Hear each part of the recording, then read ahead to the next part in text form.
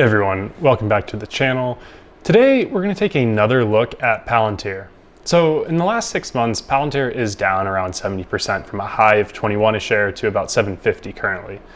And in the last month, when most of the market did see a large sell-off, Palantir dropped as well, going from around $12 a share down to $7.50. They've definitely been hit hard by the sell-off, and it appears the market sentiment for them has definitely taken a hit. Maybe they're a buy now.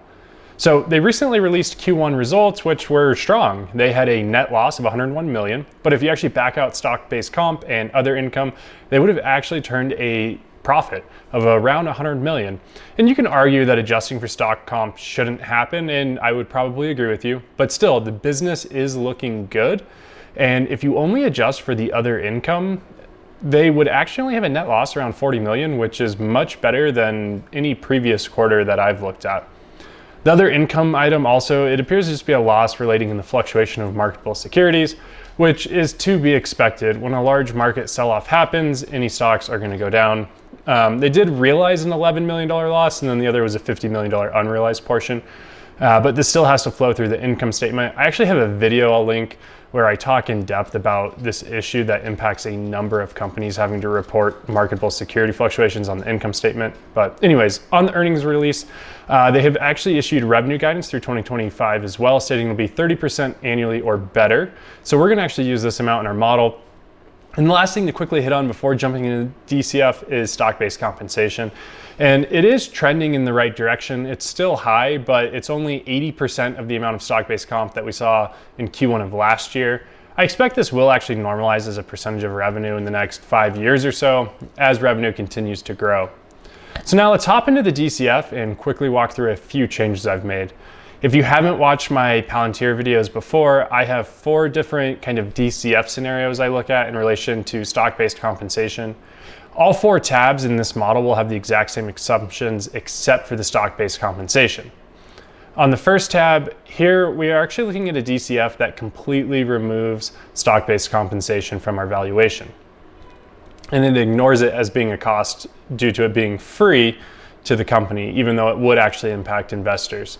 In this model, we have revenue growing 30% through 2025 per company guidance, and we've also adjusted down SG&A and R&D to get us an adjusted operating margin of 27% for 2022 and improve a few percentage points annually. This is actually in line with company guidance released in Q1 of 2022. And I've extrapolated those trends for this year and basically assuming we will continue to see margin expansion in the future. Based on all of this, we have revenues growing from 1.5 to 11 billion in a decade from now, and our unlevered free cash flow goes from about 300 million to 3.4 billion in a decade. Now, the tricky part, let's talk about the valuation. With these assumptions, we get a valuation between 30 and 36 billion for the market cap with a 10% discount rate. Now, this would imply, based off the current shares outstanding, a stock price of 1583, signaling the market is undervaluing Palantir by over 100%.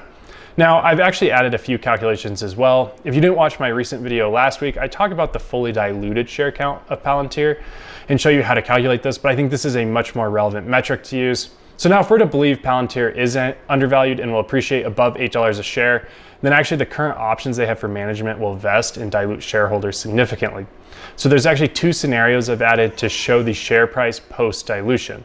In the first one, we use the treasury method to calculate shares outstanding. Again, I discussed this in my last video, but there will end up being about 2.36 billion shares compared to the current outstanding amount of 2.05 billion shares. In this scenario, the share price would actually come down to 1373, which is still pretty good, signaling undervaluation of about 82%. And then the last scenario I've added is kind of the worst case fully diluted share count. Based off historical norms of Palantir, they actually don't use option proceeds to buy back shares to reduce dilution.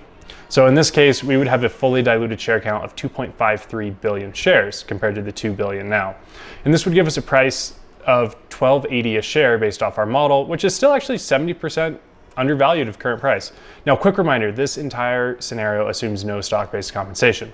Let's quickly move over to our next scenario that does include stock-based comp. And something to note is, as I mentioned before, all the assumptions are the same in the model except for stock-based comp. So I'm going to be skipping over revenue and margins and hitting only on the stock-based comp assumption. And then looking at the range of valuations we get based on shares outstanding in our 2 fully diluted share scenarios.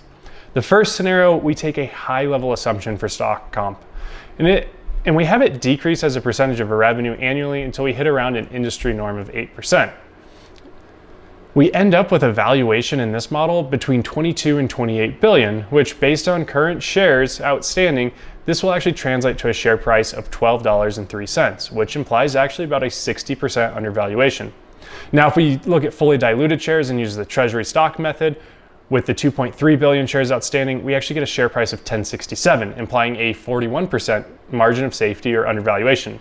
In the worst case scenario, again, with the 2.53 billion shares, we get an implied share price of $9.73, still implying that Palantir is undervalued.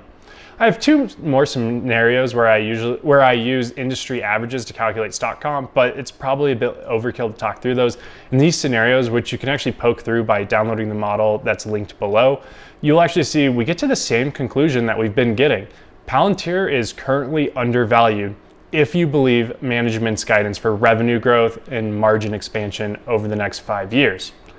Now, if you're bag holding Palantir at 20 a share, it's probably going to take a long time to probably get back there, if it ever gets back there. Even our most optimistic valuation, ignoring the effects of stock-based compensation and dilution, we only get a valuation of 1583.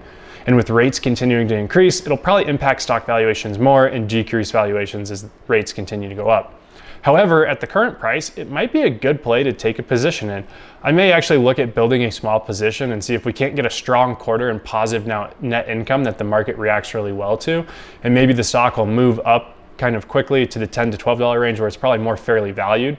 I think this could be a fun and interesting position, not something I'll bet the house on, maybe $1,000 or something, and just see if I can't get a quick win on it. But anyways, thanks so much for watching. Please like and subscribe. And I can't believe I'm saying this. I think Palantir might be a buy at current levels.